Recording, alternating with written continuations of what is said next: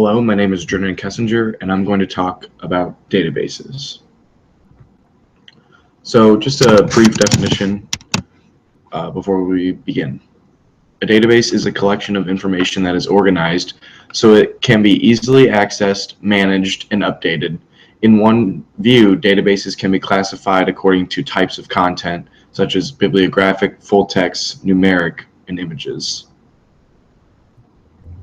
So just kind of a brief history of databases. Computerized databases were created in the 1960s. The first two popular models were the codicil model and then also the IMS hierarchical model. These are what all databases since have been based off of. Okay, so how do you classify a database? Well, there's three ways. You can classify it based on its contents, whether you're storing bibliographic information, document text, or statistical information. You can classify it based on the application area, such as if you're using a database as a bank, an accounting firm, or as a manufacturing company. And then also the technical aspects. You can classify it based on the structure of the interface type of the database that you are using. So how can you organize these structures? Well, there's many ways. First is schemes, and there's also tables, queries, reports, and views. And these are how databases will be structured. Database management systems.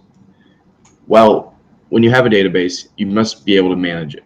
So these are software programs that allow you to manage the data and have more power and control over it. So what it does is it captures and it analyzes the data, and then it allows you to maximize the value of the data. So it will organize it, it will process it, and then it will allow you to use the information and make better decisions for your company or yourself or whatever you may be using the database for. So just two types of database management systems. You'll have an enterprise database management system, and these will be used by large corporations and governments. These are used by them because they have large scalability. Scalability is the potential for the database to be enlarged to handle more information, data, or handle bigger projects. So the reason governments and corporations will want large scalability is because they will need more room for growth. And then you'll have a personal database management system.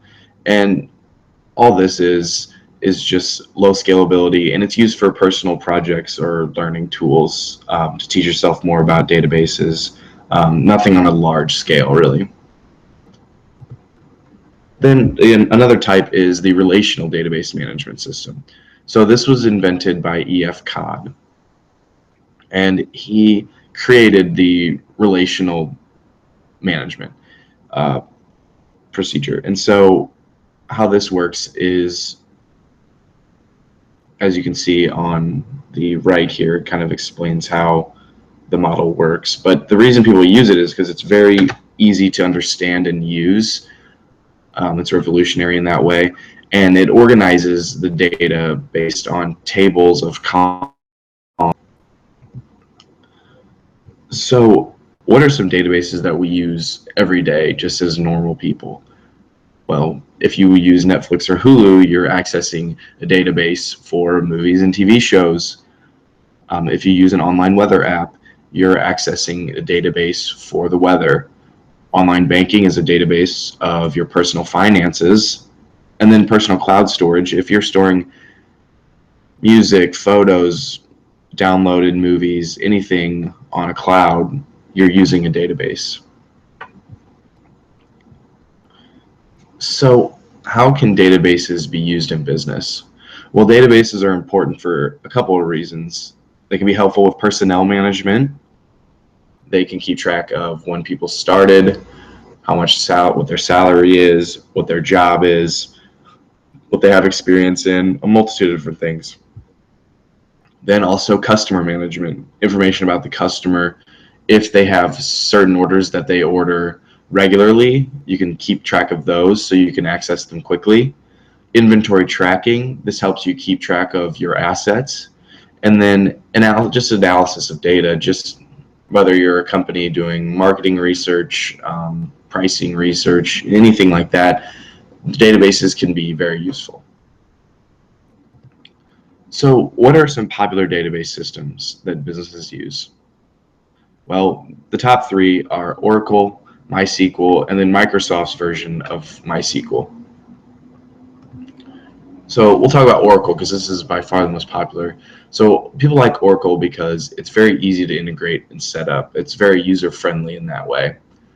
Also, it has large scalability and quick analytics, which are very, very important for a business. And then simplified access. What this means is your IT people and your support staff will be able to access the database easily to fix any issues or make any changes that may be necessary. So what are some advantages of databases? Well, it reduces data redundancy. Now you're able to put the data in one spot, and with that one spot, you'll enter information, and from there you won't have to touch it anymore. It's in the system. Improved data security. You have more control over securing your data. And then also reduce data entry and storage costs. You won't have to worry about buying more storage. Now, what are disadvantages? Well, there's a few. First of all, they can be expensive depending on which one you buy, especially if you're a small business. Large corporations and governments don't have to worry about that as much, but if you're a small business, it may be quite expensive. They require upkeep, so you have to, update the software, manage it, fix any bugs. You have to keep it secure. And then also you must have trained personnel. You need a support staff, IT. You need some people that will be able to fix it because a regular employee isn't going to know all that. So what makes a database good? Well, if it meets the ACID criteria, then it's good. Atomicity,